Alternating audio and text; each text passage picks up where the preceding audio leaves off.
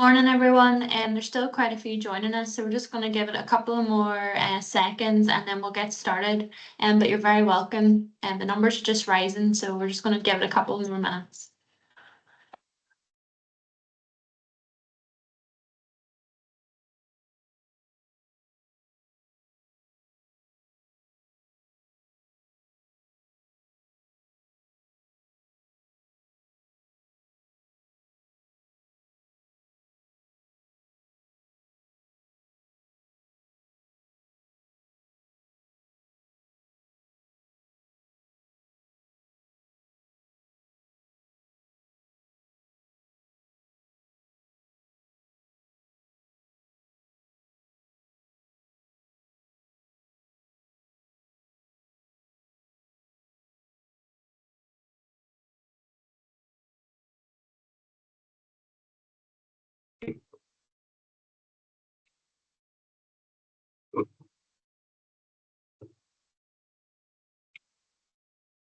So I think we seem to have just stopped a bit there, so we'll get started because Emma has it nicely timed and everything for us, and so we need to make sure of every minute. So you're all very welcome to this A1 Risk Solutions with Emma Collins. Emma will be the key speaker here today on defining emergency situations in moving and handling legislation, risk assessment and transport considerations. So for anyone who hasn't seen the messages in the chat, if you can use the chat function for any technical questions you might have. Today's webinar is being recorded and it will be available for everyone who has registered afterwards, and you'll be able to share the link with your colleagues if they have missed it or you think it might be worthwhile. And then you'll also see a Q&A chat. If you can use that for any questions you might have directly for Emma. So try and use that for clinical questions and just keeps it a bit cleaner for myself to manage. So Emma Collins is an A1 Risk Solutions Associate, providing reports for the court under A1 Expert Witness Service in manual handling litigation cases. Emma has extensive experience as a manual handling lead with the Scottish Ambulance Service, community care, hospital care and the private sector. Her expertise spans emergency evacuation, complex handling plans and ensuring practical, legally compliant solutions for frontline teams and organisations. So I'll hand you over to Emma now and she can get started. Thank you, Alison. Hello, everyone, and welcome to our lunchtime kind of chat. Thanks for joining. Yeah, as Alison said, it's quite timed to the 45 minutes, so I'll go a bit faster than planned to try and make sure that there's plenty of time for questions for everyone. So 174 of you here it's showing at the moment, so we want to make sure that you get the opportunity to ask some questions and see what it means for you. So yeah, as Alison said, I've worked in a few different places currently in the Scottish Ambulance Service, so lots of transporting in different vehicles. And I worked in the council before where we were transporting with 5 buses, where we were transporting children to school, taking people out for community outings from their care home or in their community services. So lots of different experience. I'll just fire into really what our learning outcomes are for this afternoon. We're just going to have a little look at what constitutes an emergency, understand our legal duties. I think most of you will, so that'll probably just be a quick reminder really. And the main thing we're going to focus on is risk assessing. So hopefully we want you to leave today with a bit more confidence in terms of risk assessing, particularly when it comes to transport and considering some of the things that are often missed, to make sure that you feel a bit more ready to manage that situation. And then to finish with, we're just going to look at training for those kind of emergency situations and how you might approach that. So if we start off with what is an emergency in moving and handling. So if you were to look at what the definition of emergency is, it says a serious, unexpected and often dangerous situation requiring immediate attention. And we definitely have to deal with serious, dangerous situations that require immediate action. But I think we could argue that a lot of them aren't wholly unexpected. So if we're working with people who have difficulty swallowing, if there was a choking incident, that wouldn't really be a big surprise. We should have expected that. If we're dealing with people who are quite frail, difficult mobilizing, then if there is a fall and we have to manage that emergency, again, it's not wholly unexpected. So really, we need to think about planning for these situations. We need to think about having something in place to know what to do when it happens, because it is pretty expected. So what are your legal duties? Looking at UK legislation, there's obviously particular Scottish things, particular English things. I don't know if there's many Irish people here as well, but if we just stick with UK things, all of you will be familiar with Health and Safety at Work Act. So that's where everything is kind of bracketed onto. And that's what we're looking at in terms of so far as reasonably practical. It'd be very nice to just have millions and millions of pounds and endless space and endless time and endless resources to be able to keep the risk down low for things. But unfortunately, that's just not the case. So we have to do the best that we can and the time resources that we have. Making sure we're sharing information. Our staff need to know if there's risk to them. They need to know if there's particular equipment that they're using that moves in a certain way. We learned that we had to tell people this as opposed to just leave them to it. And we were originally told here as well that we should look at training. So that was, back in the day, and it definitely did make a huge difference to the safety of our work, but there was a lot to be added to it. And so the management of health and safety at work regulations look at it, making sure our risk assessments are suitable and sufficient. So not just they're done, they actually have to be doing what we need them to do. And that's what we'll spend quite a bit of time on shortly. Remember as well, it's not just our employees that we're looking after, but it's those affected by what your employees do. So particularly for today, that's the people we're caring for. But also it's maybe going to be students, it might be families, it might be contracted agencies that are in with you as well. So those that are affected by the things that are getting done need to be considered when you're doing your risk assessments. For all of us here who work within manual handling, we will be very familiar with the manual handling operations regulations, but this is where we get the hierarchy there. So yes, again, we're told that we need information, that we need training, but we're encouraged to use the hierarchy of control. So try and avoid it if we can. So if we know something is going to be risky, in terms of manual handling, then can we mechanise it? Can we do it a different way so that we avoid that risk? If it's not able to be avoided, then can we assess it and consider how to reduce the risk? And then review is always the important part. Today also, in terms of looking at transport and with particular wheelchairs and transportation, we're going to be needing to look at the provision and use of work equipment regulations too. So work equipment might be that wheelchair, it might be that minibus, it might be a sling that you're using. So there's lots of different things that would be covered by that, but it needs to be fit for what it's being used for, and people need to know how to use it. So they have to be trained in it. Again, in terms of our legal duties, since today we're looking at emergencies, then things are different in an emergency situation. You will have to take a bit more risk.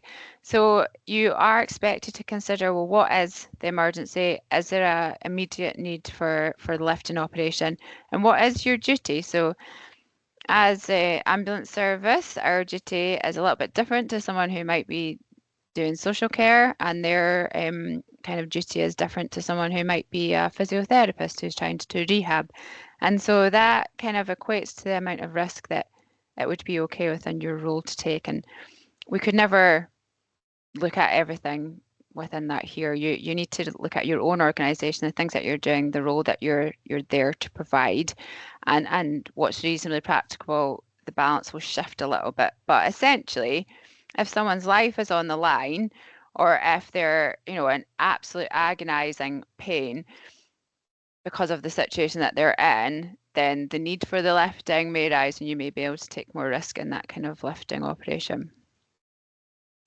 We saw obviously with the manual handling operations regulations that you would try to avoid hazardous things that involve manual handling. So that would make everything easier if you just said, let's not do anything that's hazardous to us. But actually, people have the right to their freedom. So they have the right to be involved in things that they want to be involved in. And we need to balance that up. And again, we could probably spend the whole webinar really considering that kind of balancing act where you say, well, would it be okay to do this or that? And really it's up to you and your own risk assessment, which, as I said, is what we'll kind of consider next. But as well, they have the right to life. So we absolutely must do our best to try and save their life. If this is an emergency, then you take risks. And that's kind of as simple as that, really. In terms of our social care things as well, I know that like many of you will be here from England, so you'll be under the Care Act, but in Scotland it's the Public Bodies Joint Working Act, and then there's loads surrounding that for community and social care, looking at adults, looking at children, looking at different situations. And I guess I would encourage you just to be familiar with the legislation. Don't avoid it. It's something that can help you to kind of argue your case, or it's something that can help you to kind of understand and evidence the decisions that you're making a little bit more. So yeah, I guess if there's questions, we'll speak about that kind of stuff later. So again, something that I would imagine most of you here will be hugely familiar with is your 5 steps of risk assessment. We've obviously got different levels of risk assessment. You've got your kind of generic organizational risk assessments, looking at the kind of stuff that you guys will be doing within your service. And then you'll have your kind of task risk assessments, and then you'll have your individual risk assessments, and then you'll always have a level of dynamic risk assessment. It's just maybe that what you do out with that dynamic risk assessment changes depending on your role. So you identify the hazards, and remembering that the hazard is something that's got the potential to harm. So if we're moving people, they'll always be a hazard, really. There's always the potential for harm once we start moving people. There's too much variability, really, with them. Identify who could be at risk with that. So as we looked at earlier, really, we kind of touched on when you're considering within the law who is affected by what you do. So it's not just the staff, it's not just the person being moved, but it's also anyone else that would be involved with that in any way, really. And so take the time to consider that. So it might be that day to day there's no one else involved, but actually sometimes you do have students on placements that would be doing it. And clearly their level of knowledge and skills is a bit different. And so we need to consider that, how it affects them. In evaluating the risk, you're looking at the likelihood of something happening. So today we're considering transportation, which for some is a everyday occurrence. For others, it's unusual that you would be out on transport, so that the likelihood will change. We're also considering emergencies, and hopefully they wouldn't be all that often, so the likelihood of that coming up is a bit smaller. Even an ambulance service where our job is emergencies, we actually really only have about 7% of the jobs where it's truly time critical. And so you have to consider the likelihood and ask the right people as well to judge the likelihood. And then consider the consequences too. So clearly today looking at vehicles, looking at being out on the road with other vehicles, looking at emergency kind of health matters, the consequences are pretty high, and so therefore your risk levels will change accordingly. Record your findings and record them in a way that's accessible to all. So I think, as I kind of said when we opened this, many of us are hugely familiar with this. We're like, yeah, I know the risk assessment process, but actually, are we always making sure that what's recorded is available to all the right people? So you might have a wonderful care plan, really, really well written with nice pictures and things to help people, but the driver assistant who is with your service user can't access it because it's on tablets and they don't have access to that. It might be that you have a really nice care plan that is in an accessible format, but you don't give anybody any time to look at it as well.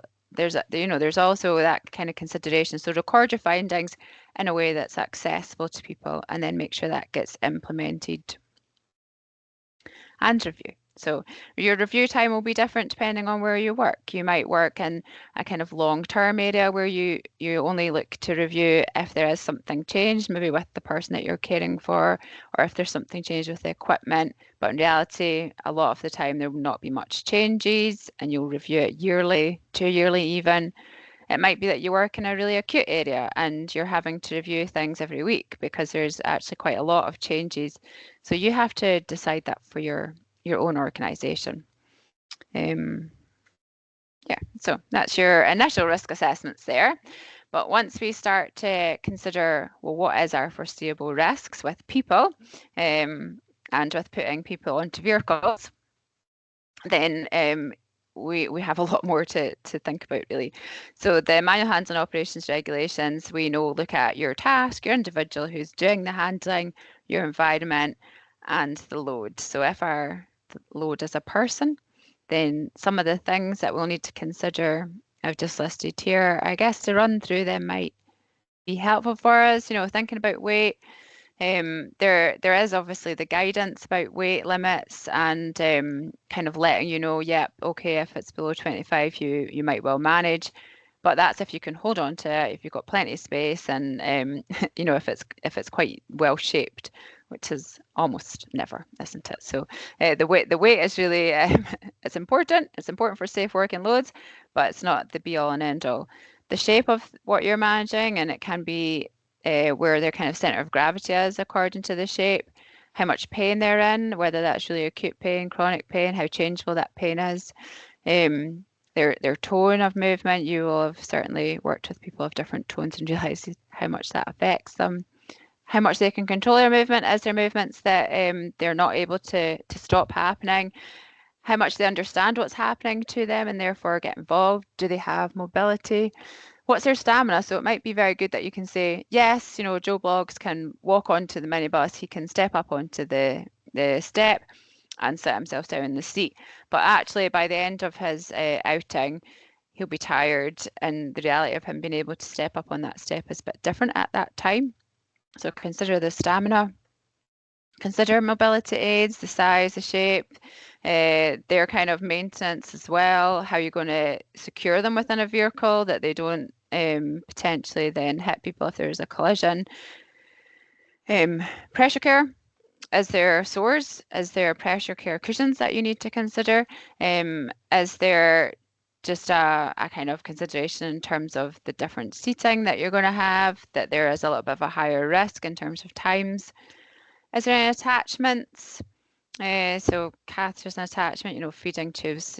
You guys will know your service users well and know the kind of things that might be more routine attachments, and also understand what would be different.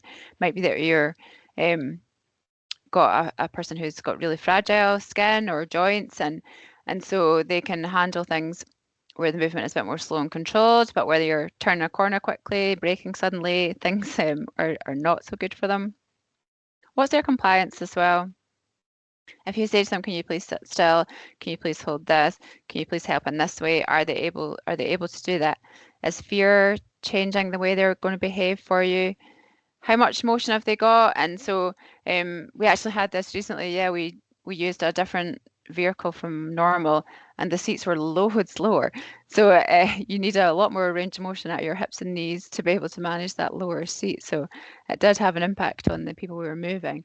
Your balance proprioception. So it might be that your balance is great. You've got pretty good seating balance, but actually you've been on bed rest for a few weeks because of being unwell. Then actually maybe your balance is a little bit poorer. So popping you onto a vehicle is not going to be so good, and you might need a little bit of extra support. So, balance, but in context. And other existing health conditions. So it might be that you need to be aware if it gets a bit too hot or something, that there's the potential for seizures. It might be that you have to manage that person's kind of sickness levels. It might be that they have heart condition. There's lots of different health conditions that will be affecting people once you start kind of transporting them and going out into a wider environment with more variables there. What strengths do they have to help you? Again, is that changeable really, and is that in the areas that are actually helpful? You know, they might have really strong arms, but you might be needing them to step up. So have you then got pull bars and things that they can use the strength that they have? Any allergies? Is there potential for, you know, a kind of emergency in terms of allergies? Can they see where they're going? The list is endless, really. Like I've listed these few things here, but you could go on and on for a long time. What I want you to take away from this is that there is a lot of things you are thinking about to consider how you then go on and move this person and how transporting this person is going to affect them. And you will know your service users well, I'm sure. For the most part, some of you maybe don't. Some of you maybe are just doing journeys. It might be that you've got just short acute journeys going on, and you're dropping people at kind of different places and you never really do get to know them very well at all. Then how can you try and manage those risks? So it's about, yeah, being aware that there's lots to think about, and if you haven't got this information, should you have it, we'll leave that with you to think about. In terms of then planning, so you've maybe been able to gather this information and you now have a whole much better picture of this Emma Collins that you need to move around, then what kind of way would you record that? There's two examples here. These are taken from the Scottish Manual Handling Passport. So I saw as people were joining, there's quite a few people from Scotland who will know the passport well, and I'm sure be quite familiar with these example documents. But for those from elsewhere, the Scottish Manual Handling Passport is a guidance document looking at standards around manual handling that kind of help you to ensure that your organisation is meeting your legal obligations around managing the risk of manual handling. It's got some things for you to consider around your management, your incident reporting, your risk assessment, as we can see here, and around training. But these two example documents, the one on the left with the blue, that's taken from an acute setting. So this is the kind of information that you might be gathering. This is the kind of information that you might see for someone's standard care plan. Whereas on the other side is one that's taken from community setting. It's got a lot of space for you to write a lot of detail in there that's very specific to that person, very specific to their own home environment, as opposed to a kind of more controlled ward-based or care home-based environment. So it's two different ways of imparting that information, of you sitting down, getting your thoughts together, planning how you're going to do things. And there's again, lots of different ways you could do that. But make sure you've got what's appropriate for what you're going to do. So where you have a really different environment, where space is a real challenge, where they've got quite specific equipment that's not standard to the staff, then actually the one on the left is probably not that good. It's just a tick box with very little space for you to write what's specific, whereas the one on the right can give you the freedom to put in all of that detail. So you use what's correct for you. We know under the health and social care standards that when you're doing a support plan for someone, you have to consider all of the areas of their life. And so your transport plans would be within this. They might well sit at a slightly different section, but they'll still be within your handling plans.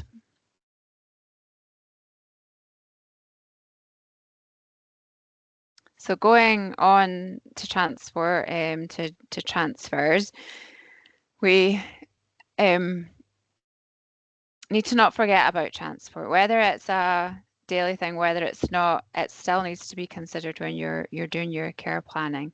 It can't just be like, oh, that's fine, they'll get from A to B and we don't need to worry about that. Here we've got some examples of a minibus. It will be maybe a car that you'll be using. It might be that you're using a bigger bus. It might be that you've just got quite a small adapted vehicle.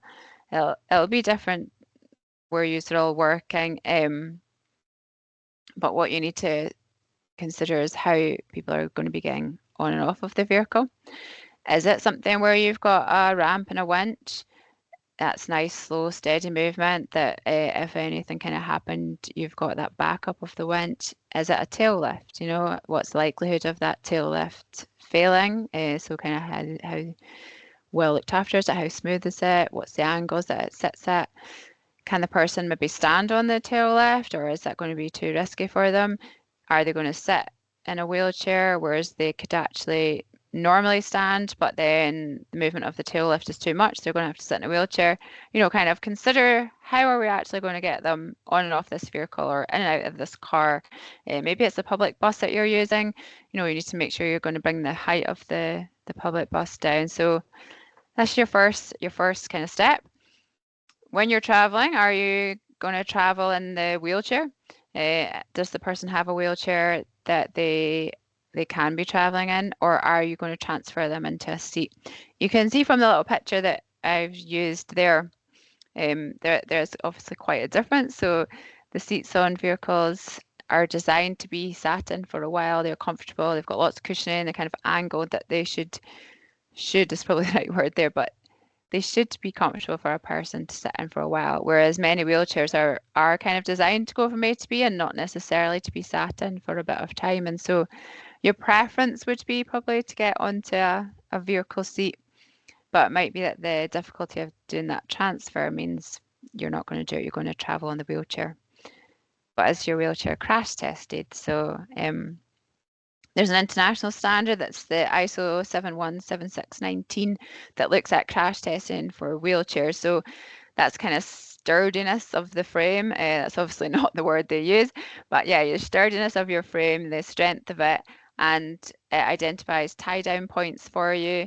They only do a front on collision actually with the crash testing. It's only at 30 miles an hour as well. So there's obviously different situations that you'll be in that are a lot faster and different angles of collision, but wheelchairs that are tested to this standard will let you know, and you'll most often be able to see the tie downs. If you don't know, you might still have to use it, but maybe you have an alternative, more suitable wheelchair that could be used. So that's something for you to look at. Is there a power chair? A lot of power chairs are not designed to be used as a seat in a vehicle. It might be that they have a manual chair that would be better used in that situation, but then as part of your risk assessment, you would think to yourself, well, what are we doing at the end? You know, do we actually want them to have access to the power chair for them to be able to enjoy this outing that we're doing, or are we going to be able to provide the staff to help with that manual chair on this outing? So it's not as well just the transport, it's also what you're doing kind of at the other side that help you decide that. Almost all power chairs will have the ability to turn them onto manual, but it's not always super obvious how to do that. So making sure staff know how to do that, that it's able to do that. Consider if the person is safe to be able to power themselves onto a vehicle, or if it's going to have to go into the manual and the staff will do it. Loads and loads to think of in that sense. Is there space for tie downs? So again, in this picture, you can see there's plenty of space for that wheelchair to have their tie downs on and the chair beside it. But it might be if you've got a bariatric wheelchair that actually the width would be compromised, and then where your tie downs are going and your vehicle chair would have to be moved. Most minibus seating or kind of adapted vehicle seating has got the ability to move, but it's just something to consider. You know, are we going to have to do that or not? Do we know the width of our wheelchair or the length of our wheelchair to allow this to happen? It might be dependent on who else is with you. So actually you've got loads of space if some of your chairs are folded away, but then once your minibus is a bit busier and everyone's in the chairs, then your space is more limited. You have to have the wheelchair a bit further back, and actually you can't get your tie downs tight enough because the length is not enough. You know, you just need to try out kind of all versions, essentially. Posture support. So where you might have some posture supports on a chair, they're not seat belts, and equally the seat belt is not a posture support. So they're doing different things, and they would both be needed for the journey. A seat belt is always needed. There's no exemptions. You're always going to have to try and have your seat belt on, and posture supports, if they're prescribed for the person, would want to be there, particularly as we've said, if you're considering the fact that you're on a vehicle on our really smooth British roads, so bumping around, turning your corners, having to maybe overtake, having to stop a bit more suddenly than you thought. All of these things are going to be stressing your balance, and so a posture support might be something, or a tiltable chair might be something that has to be considered to make this safe for you. It might be that the posture supports restrict where the seatbelt can go. It might be that the posture supports restrict where the tie downs or the backrest can go. It's just something for you to think of as you do your risk assessment. So I just mentioned there, yeah, your backrest. We have crash tested backrest. So again, looking at this little picture, there is no head support for the person that would be traveling on that wheelchair. And so if there was to be a collision, then there would be some quite bad whiplash, which you wouldn't want to happen. So we would place a backrest behind them so that that will protect them in that kind of situation. A lot of operators would have backrests. Equally, a lot don't. So, what's best for you, consider that in your spacing, consider that in your training, and consider as well a backup. So if the backrest doesn't fit, depending on the type and shape of your wheelchair, then you might be able to use your floor ties and your floor seat belts. But have you still got access to those? Consider your journey length, the road quality, we kind of said that, and I guess the changeability of your journey length is something to consider as well. So you might have planned this really well and thought, yep, we're taking Emma along to the hospital. It's a 7-minute journey, and she manages that kind of distance fine, that time fine. She won't tire particularly in that situation. She won't need the toilet. She shouldn't need her position adjusted. But then there is an accident and we get held up in traffic and it's now 40 minutes the journey. That it's going to be different. If it's a road that is particularly affected by traffic, you guys will obviously know near you that there's certain roads that do get really, really busy at certain times of the day. And so you would just account for that. It's all quite common sense, but as we start to think about it, we go, oh yeah, I actually didn't remember that, or oh yeah, good point, that road does get really busy at that kind of time of day. Maybe it'd be better for us to stay back a bit longer, have a cup of tea before we make the journey. And consider that fatigue. So we kind of said that when we were looking at what factors are we considering for our load, are they got the stamina for things? So if you're taking someone swimming, for example, it's hugely common to get tired after you've been swimming. So is that going to affect the angle that they want their chair at? Have we got the ability to change that for them? Do we need to have extra support in place? Maybe there's additions on the chair, so you might be carrying oxygen with you, and maybe that's okay to stay on the chair. It's a crash tested bracket. Maybe it's not. Maybe you need to tie that down separately. Maybe you need to load it somewhere completely differently on the vehicle. It's just another thing to be thinking about. And then the cushion is one actually that we is a common incident. Is the cushion not fitting properly? You can see there's a cushion on the wheelchair in the picture that I've shared, and you'll have non-slip bases, you maybe have Velcro bases, you maybe have clip-on cushions, but make sure they fit. There's not the potential for them to move, especially with the driving. And then as well, thinking, can the driver actually see? So a mirror, it might be that you need double mirrors or some extra mirrors. Just like the factors that we looked at for risk assessing the load, the person that's going to be moving with you, when we're risk assessing transport, this is not an exhaustive list. There's loads more to consider. At the end, you'll see in the references, these kind of things, they're taken from the Posture Mobility Group Best Practice Guidelines for Transportation. So they came out in 2019. Tons and tons and tons of good advice. So I would absolutely direct you to those if this, has started to kind of make you think about what's going on in your area and how you're transporting your service users, then do go there. Also in 2016, the MHRA had put out some guidance to us to say, make sure your risk assessment is really comprehensive. It can't just be, yep, Emma steps onto, the minibus, the end. we have to consider a lot more about how you do that whole transfer. And then who's driving? Does the job description recognise that they're going to be driving and they've got vulnerable people on board? So it might be that you have someone who's employed entirely as a driver assistant. That's quite obvious, and I'm sure you will then arrange your training as such. It might be, though, that you have a handyman that sometimes helps with driving. It might be that you have a senior social care worker that at times would have to occasionally help with the driving. It's not a key part of their role.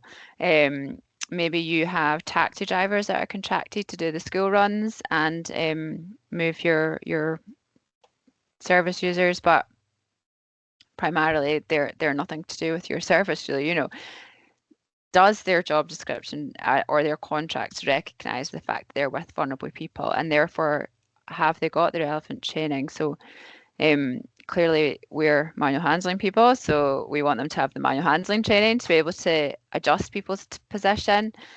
I touched on there that cushions are a really, really common issue, and people slip quite regular with the cushion not fitting well, or their posture supports not being fitted very well. And can the driver readjust that person? Do they feel confident in knowing what would be a safe way to readjust that person? But also consider if they've got first aid training.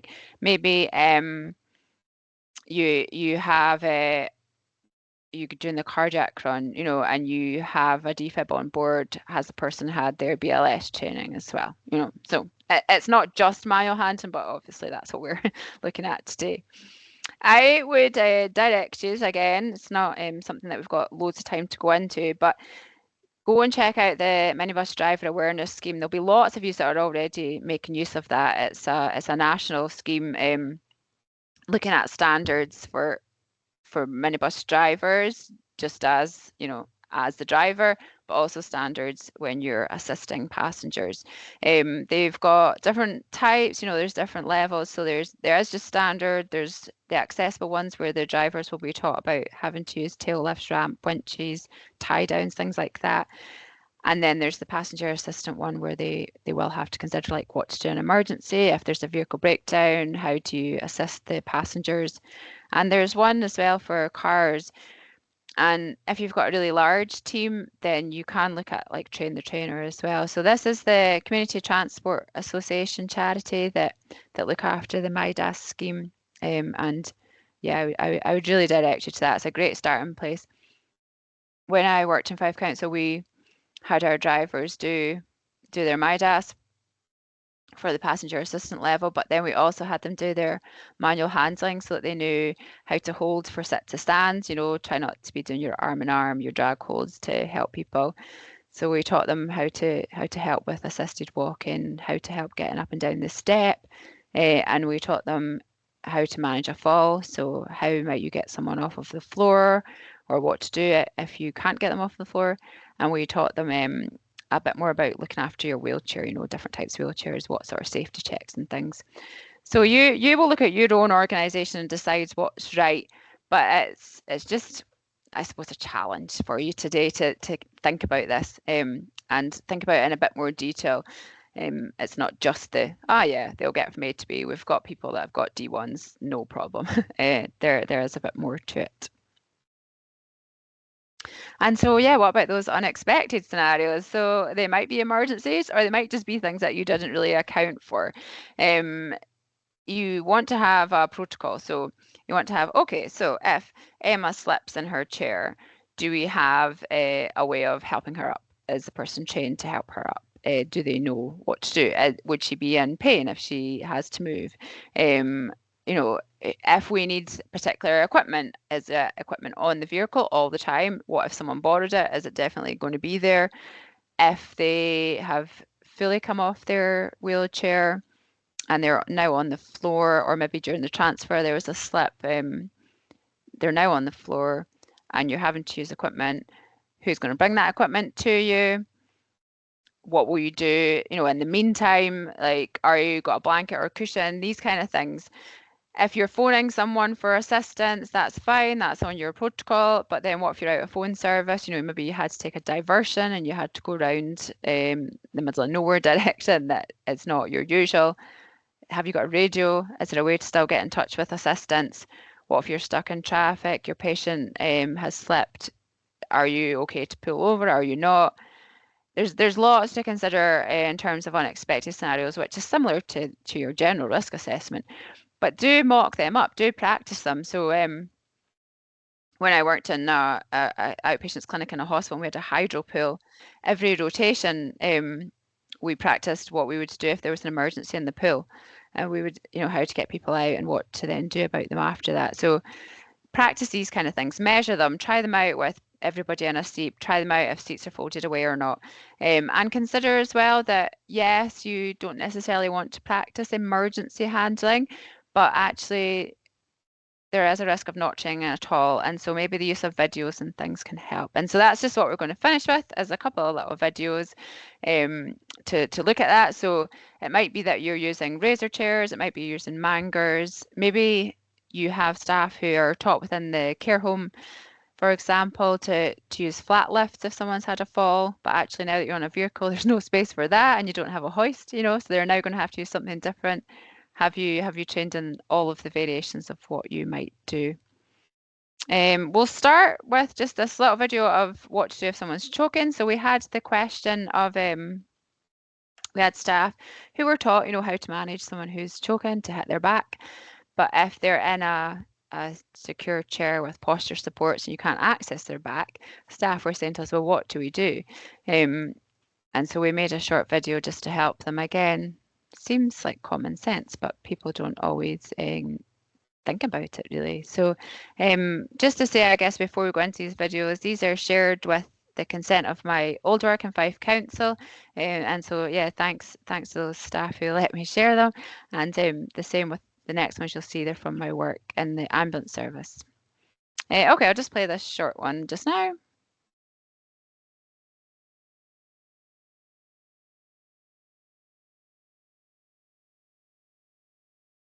Okay, short and sweet and simple, but it gives staff really easy thing to check back on and say, yeah, that was what we wanted to do. We wanted to pull out the sling. Easy. This one actually didn't seem to work earlier. I was going to skip by that. That's I was looking at lifting someone to reposition them in their chair and, the amount of space it takes, the different heights, the timings, things like that. But it's no worries. It seems to be flipping itself round. This little video here is us showing you taking someone off of their specialist chair. We're taking them onto pillows here to get past the footrest. But also in schools, we looked at taking children onto a ski pad to then get out completely. Here we go.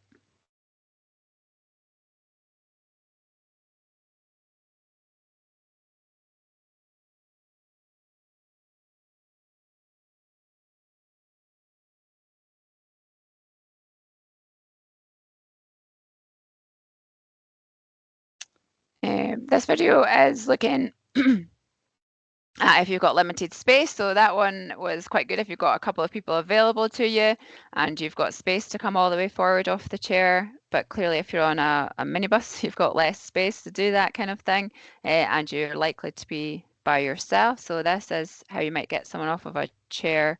If they've kind of slipped almost all the way off, then you just need to finish, get them off the chair and then manage from the floor, make them comfortable on the floor.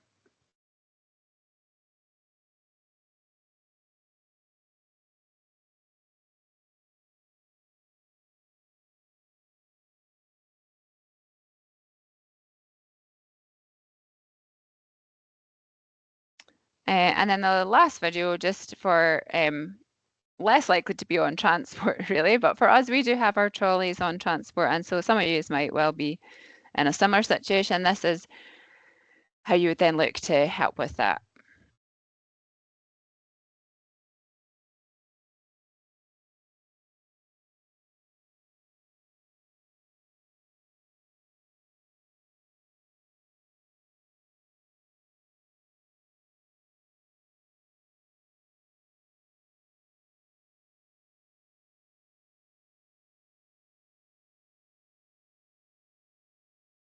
Obviously, as a committed manual handling person, I almost always would have a slide sheet in my pocket, so things like this could be made easier by slide sheets. But you can see how you can use videos to start to train your staff without putting your staff at risk when doing the emergency handling. You can also learn a lot from videos that can show you kind of different things that you hadn't considered, and so videos, how to picture guides, all of these can work to help you to be able to train without posing a risk. And so, yeah, you'll be able to get the references afterwards as it's sent around to you. And we're pretty much dead on, which I did fear. I tried to go a little faster, but yeah, Alison, if there's any questions and anyone has time and wants to go over those, then that'd be grand. Yeah, we don't have any questions at the minute, but if you have any, just slip them in. Just someone's in really brilliant there. We do have a hand raise. I think it might be your colleague Darren, possibly. He maybe is in the videos. Yes, So he sure is. so just while we're waiting on a few questions popping in, massive thank you to Emma. If you have any questions for Emma, just shoot them into admin@a1risksolutions.co.uk, and we'll get them sent over to her. So Emma mentioned the Scottish Manual Handling Forum, so A1 are also exhibiting at the National Back Exchange, so that'll be on the 14th to 16th of September, and that's in the Hilton NEC Birmingham. So we have 3 sessions, expert witness, 24 postural care and risk assessing for shower chair commodes. And then our friends at Seating Matters are also doing 2 sessions on early mobilisation and choosing the right chair for plus size patients. This is one of a series of webinars. So our next webinar will be on the 17th of September at 1 p.m. on leading the way in bariatric care and community health. And we'll be joined by Dr. Kath Williamson. So that'll be a Q&A between Kath and Norma Jane Finlay, who is our head of clinical operations. So that will be a really great session. So the link for that will be sent in the post-event email, or if you're really keen, it's on the website at the minute. So today's session is being recorded, so we'll just upload it now to YouTube and then send the link out to watch it as soon as possible, and everyone will be able to catch up. But I don't think we have any questions. That's a sign. Oh, hold on. Yeah, we do. Sorry. So we've one from David. We have issues with clients being told they cannot have an in situ sling left in place when using hospital transport. Are there any specific risks with traveling with an in situ sling? It depends on the sling, really. So an in situ sling, I was interested when I first started the ambulance service that with this kind of question that came up, because the ambulance service did have before for us a rule that you weren't to have your sling in. However, they just don't use hoist and slings and weren't really aware of the difference with an in situ sling versus a usual general purpose sling, and the different materials that they might be made of. So some of your in situ slings might be really silky and potentially slippery. You know, they're not designed to be slippery. You've got your postural supports as well, but some of them are, and some are not. And so, yeah, for us, certainly an ambulance service, and I know I've worked with other ambulance services down south, we have fairly recently looked at that kind of guidance and said, no, if it is an in situ sling and the person is going to need that to be able to get use at the other end, they don't have different slings that they can travel in, then yeah, they would be allowed to do that. So I think it's really about challenging that a little bit. It might be that the people that have made the rules are just not as aware about different types of slings and how they're used and what materials they are and how they're not slippery versus, you know, I would say to challenge it and explain a little bit more about what an in situ sling is to the people you're challenging. Yeah, and then we have one more. We are encountering, this is quite a long one. We are encountering multiple incidents of patients who are usually hoisted, but their hoist has broken, leaving them stuck in a chair with no way to transfer. Because of the collapse of the equipment provider, there is no option for hoist replacement or repair. This leaves patients stuck in the chair and needing manual support to transfer back to a safe place, i.e. the bed. What are your thoughts about this, and do you have any advice on the best approach? So that's in the Q&A channel if if you want to read over it again, quite long. So that's from Alfie. Well, for us in ambulance service, we don't use hoists, so we're lifting with manual lifting sheets or manual lifting slings, or using banana boards to do these kind of transfers. So that is an option. Clearly, we've spoke lots for today about risk assessment, so you'd have to consider the fitness of who's doing it, the pain, the equipment that you have got available to do that. But manual lifting is an option. And that kind of emergency situation or unplanned situation or different from the norm situation, sometimes it is okay to take a little bit more risk. So I think I would just say that manual lifting is an option. Before I worked in ambulance service, I would have said no, never, only with children.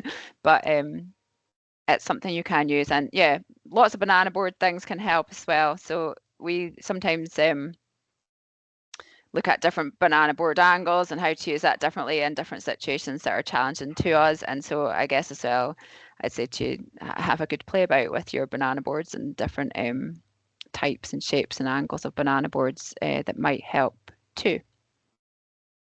And then just one last question. So it's a bit vague, this one. So by law, do you have to have a headrest?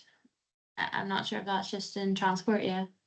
It depends on the risk assessment. So no, there's not a specific that says you must have a headrest. Sorry, just one more, and this will be the last one, and then we will move on.